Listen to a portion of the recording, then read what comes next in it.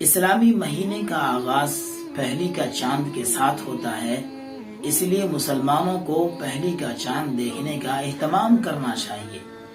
اس کے بعد دعا کرنا بھی سنت ہے، اور دعا کے الفاظ کچھ یوں ہے: اللہم اہلہ علینا بالامن والایمان والسلامت والاسلام والتوفیق لما تحب وترضى۔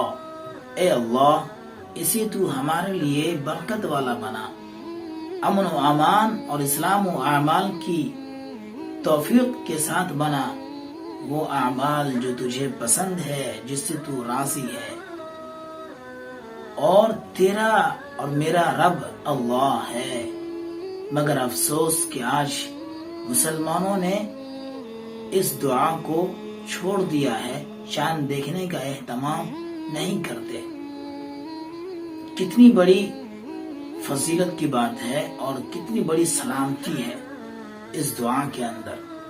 تو ہمیں چاہیے کہ ہم چاند دیکھنے کا بھی اہتمام کریں، اور دیکھنے کے بعد اس دعا کو بھی پڑھیں، تاکہ اللہ ہماری زندگی میں برکت عطا فرمائے۔